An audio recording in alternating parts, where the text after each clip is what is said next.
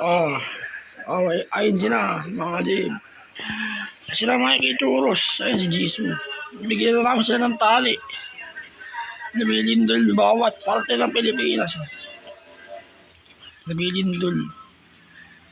Para baka halimbawa, yung kwintas, kakamit na namin. O di kaya, tigisa kami ng kapatid ko, hawak namin sila sa tali, para di sila tatakbo. Ito mahirap si Choros Mikey. Malaki sila, ito si Jesus madali lang. Maliit lang siya. Pwede mong buhatin. Delikado yung lindol ngayon sa Pilipinas. Nakakatakot mga din. Magdasal lang tayo para sa kaligtasan. Ganun. Kasi ako, kahit nung ano pa, kinder, elementary, high school, hindi ako nakalala sa lindol na malakas. Puro ano lang, yung paggalaw na ng lupa, ganun. Pero yung sinasabing the big one, hindi pa ako nakaramdam ng ganun. Nakakatakot. Sana wag mangyayari. Oy, handa na kaya. Ito yung sinasabi ko sa inyo. Noong 2021 pa yun. Nandito yung kaklase ko, si Clark Manawis. Naramdaman namin yung lindol, kami tatlo. Nandito pa yung dati ko yun. May crack yung pader. Oh, nakakatakot. Hindi kami sigurado sa bahay na to kung matibay yung pader. Parang mabanganid. Basta yan, nakahanda na kami. Yung mga gamit, nakahanda na rin. Yung mga gamit ko, ilalagay ko sa slim bag ko. Kasi mga cellphone charger. Yan, handa. So, ganda sigurado na. Ayun na, yung mga gamit. Ito lang, dalawa.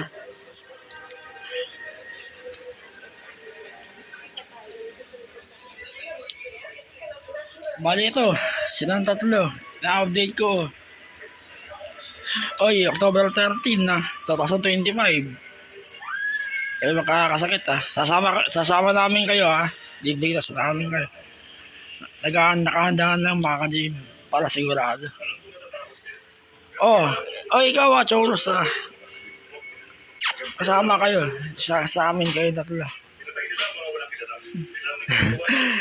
Parang bait niya tatlo, ano. May kwintas kayo. Ito pinakamalaki mga kasi si Mikey Choros. Malaki sila. Kawakawa yung daddy mo. Patay na si daddy mo eh. Si Aiden. Patay na siya. Kung ano nakita niya mukha dito kay Choros Mikey. Ganon din yung mamit daddy niya. Ayan, silang dalawa. Ito, si Jesus hindi ko nakita eh. Yung mami niya. Basta bigil. Siguro, ganyan din siguro. Bali, ayun, gagawa ko ng video. Kahit mga 10 minutes. Katatapos ka na mag-pro rin, mga din. Hindi nga makain eh. Ayun, dito ako kumakain. Sa pwesto nito. Ayan. Ito yung tubig kong iniinom. Ayun, may picture pa ni Jesus. Ayun. O, ito pala. Umamukbang kayo. Mauna si Choros. Tatampo eh. Anak mo yan eh. Busog ka. Teka. Uy, wala yun.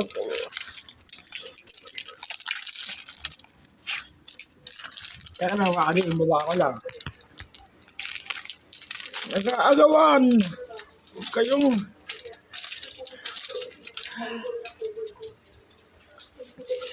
Ayan, okay na. O, ito. Isang tinapay. Hati-hati kayo. Mahirap to. Teka, wala akong alalay. Mikey.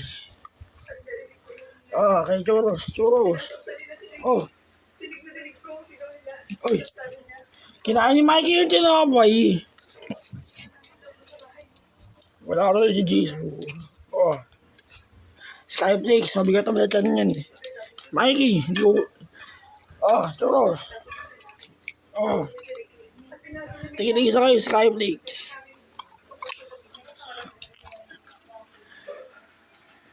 Sige, bakbang niya. Churros, kainin mo na yan. Ay, di yan, kainin mo na. Kinupit ni Mikey yung tinapay, mga ka-J. Ibis na kay Jisoo yun, kinain niya. Nakaagawan kayo, ha? Magkakapatid kayong tatlo. Tinuturing ko silang pamilya, mga ka-J. Kapatid. Kasama ko sila pag mula nung nagkasakit ako. Ito yung nauna, si Mikey. 2019 to eh. 2020 to. 2020 to yan, si Jisoo.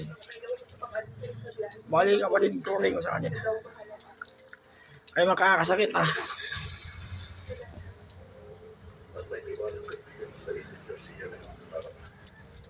Lagi ko silang nakakausap pa kasi araw-araw. Ito. Kasi wala na yung mami at daddy ko. Dati yung mami ko, may trabaho lang. Kasi daddy ko, nag-aalaga sa mami niya. Bedridden na. Bali kami lagi ng aso ko, tsaka yung kapatid mo. Ayun, pag wala akong magawa, makausap. Sila, kinakausap ko. Kasi sa sitwasyon ko ngayon, hindi ako pwede lumabas mag-isa eh. Mapanganib sa akin lumabas.